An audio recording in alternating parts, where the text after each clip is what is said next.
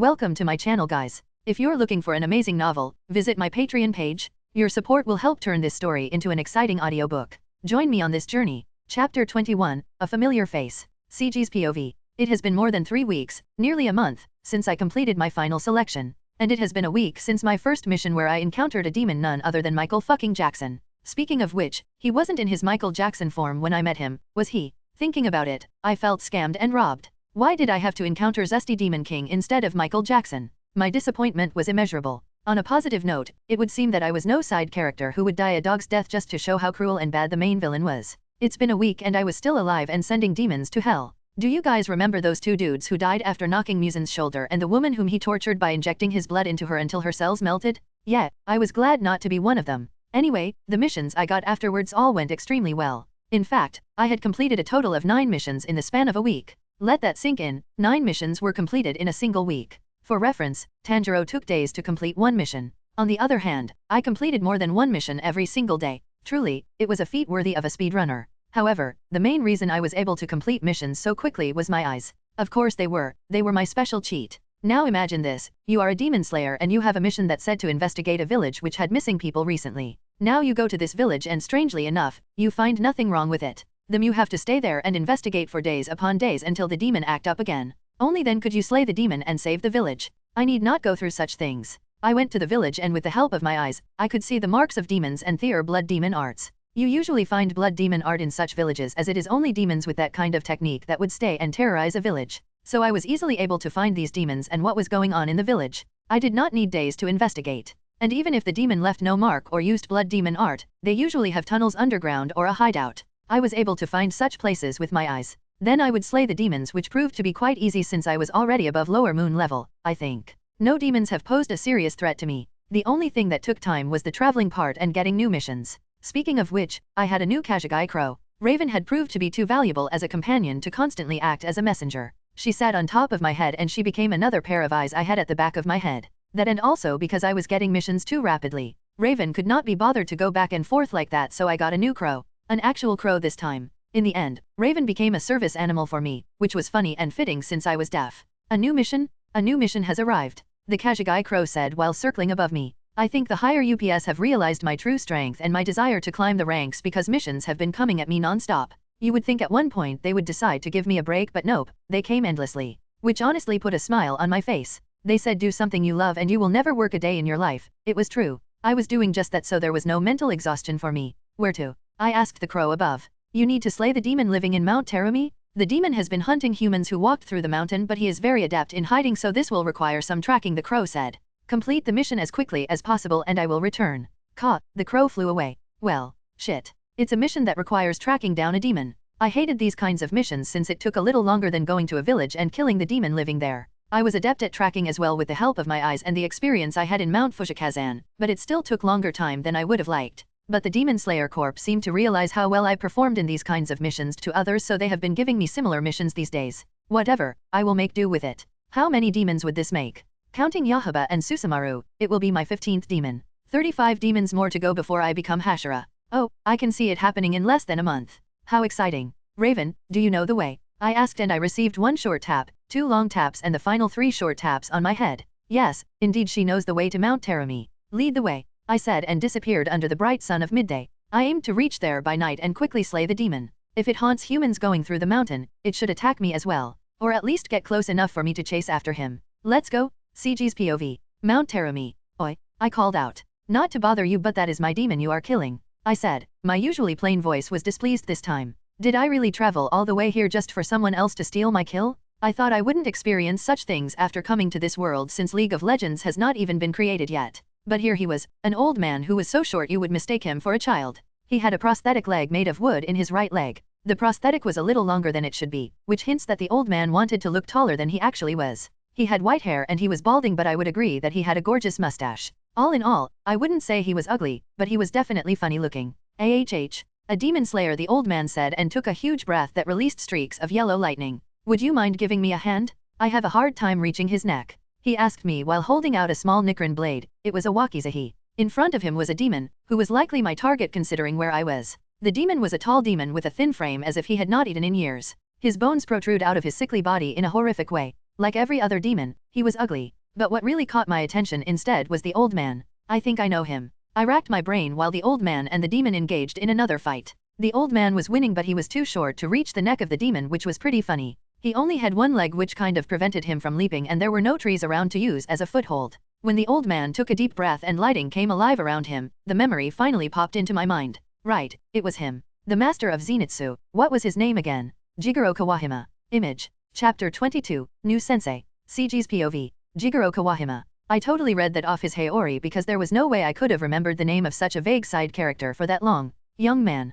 Jigoro called out while dodging the attacks of the demon who had somehow turned his arms into long blades. Was that his blood demon art? Turning parts of his body into blades? I observed the demon's biology carefully and concluded that he was not a threat. He could turn his body into steel blades which required his blood gathering in parts he wanted blades, so he should not be able to turn any part of his body into a blade, much less simultaneously. But the thing that put him into the harmless category was his simplicity. You don't want to be simple when facing me. I took out my sword from my back and with a crack of my neck, I blitzed towards the demon. The enemy immediately took a step back as his instinct screamed at him. He pulled up his arms which were blades and shielded himself. But I had seen such a reply coming from miles away. I cut at the exact spot in his arm where steel connected flesh. My blade cleaved through his arm and then his neck. The enemy had no time to react. My action was resolute and it said, "Disappear." And so the demon's head hit the ground along with both his arms turned blades. By the time I sheathed my sword, his body had disintegrated to disappear from the face of the earth. One less demon in the world was a step towards a perfect world. Fuck them. Oh, you are quite the swordsman, young man.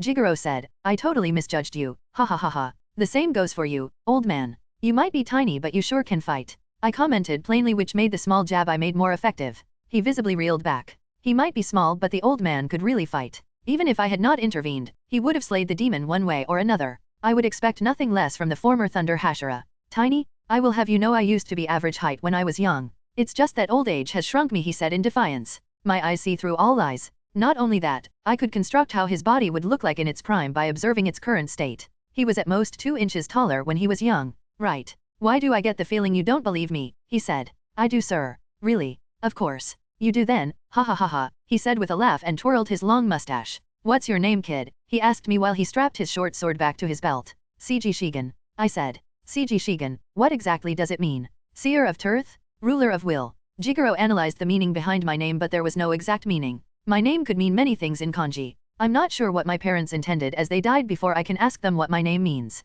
I said. A demon killed them, he guessed. Yes, how did you know? Bah, whose families aren't killed by demons? You see, it requires a unique kind of hate that can only come from having lost loved ones to become a demon slayer, he said with a nod. I see. Enough about that. What I want to know is which one of us old goats managed to create a monster like you, he said and rubbed his chin. He analyzed me up and down. I'd say you are already at the strength of a Hashira. How old are you? 14, well, 13 years 11 months to be exact. God damn those poor demons, ha ha ha ha. I am certain you will be their greatest nightmare 10 years from now, he said, amused. So do tell, who trained you? No one. I said, I used to train kendo under Master Nato Takaharu in Tokyo, but that was it. I never had someone to train me in the ways of a demon slayer. You are not messing with me, young man.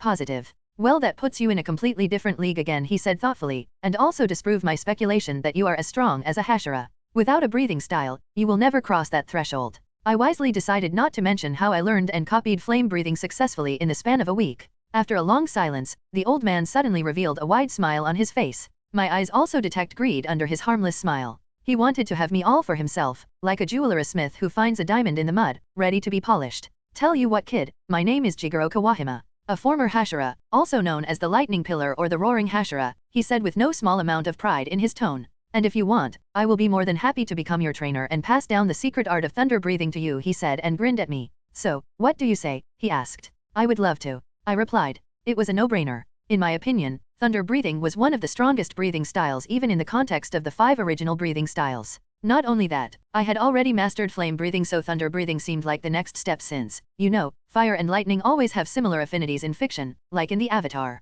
It will also add more weapons to my arsenal. It meant I would have more varied ways to kill a demon. The thought of killing a demon so quickly that it had no time to pray and ask for forgiveness put a smile on his face. Without such a chance, it will make sure they go straight to hell. But, I said, I won't be able to do it now. Huh? And why not? He asked. I stayed silent for a while before I decided to tell him about my plan and my goal of becoming a Hashira in less than 2 months. At first, he thought it was ridiculous, but when he realized I was serious, he had a change in mind. He said it was always good for someone to challenge themselves and he respected my goal. So can I come back to you in a month or so? I asked. There will be no need of such a thing, he said. I am actually quite free myself and have no student under me at the moment. So I can follow you in your missions. You are already physically more than capable, so I will only need to teach you thunder breathing. If you spare me 3 or so hours every day, it will be enough, he said. I remained silent and took a look at him again, this time in a new light. He was a nice old man. The reason why he wanted to follow me was not because he was desperate to teach me. In fact, it made no sense why he should trouble himself and follow me around just because he could get a few hours of teaching every day with me when I said I will seek him out for training in a month.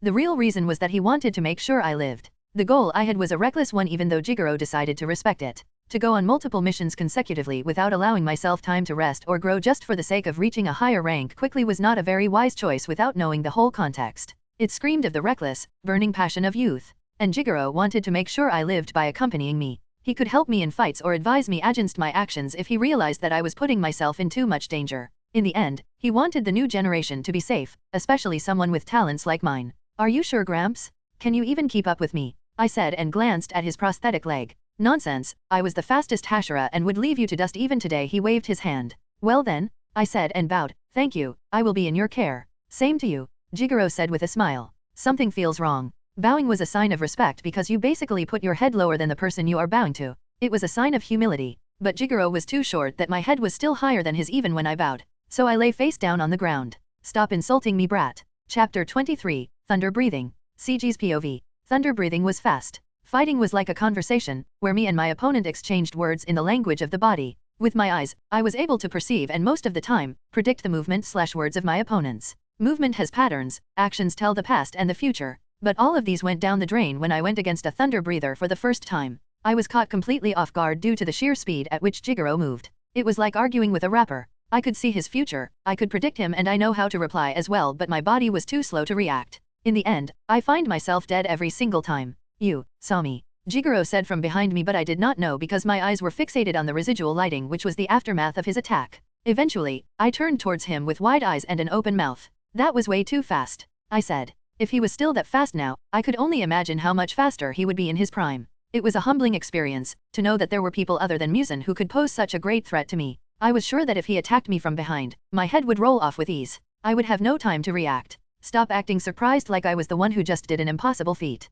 Jigoro yelled and pointed his finger at me. I tilted my head. Your eyes followed me? How is that even possible? He said. That was the first form of thunder breathing and it was supposed to be the fastest form. I don't understand. If you know that my eyes followed you, it means that you can also see me while moving at such speed, right? I asked. No, everything was over in an instant for me. But I have fought for more than 4 decades and I have performed the first form of thunder breathing thousands of times. The one I executed just now was different. I could feel your eyes on my body. It was a feeling I had never experienced before, he said with sweat falling off his face. Yeah, well. I scratched my cheek. I told you I have very special eyes. No, you said you have special eyes which allowed you to read people's lips even though you are deaf. You never told me anything about being able to see someone move at the speed of sound, he said. This changes a lot of things. No, this changes everything? Ha ha ha ha ha, he said and started laughing. Should I be concerned that he was this happy in our first training session? Kid, I will turn you into the strongest thunder breath user in the history of demon slaying. Ha ha ha ha ha ha. And so my training began after Jigoro demonstrated thunder breathing to me.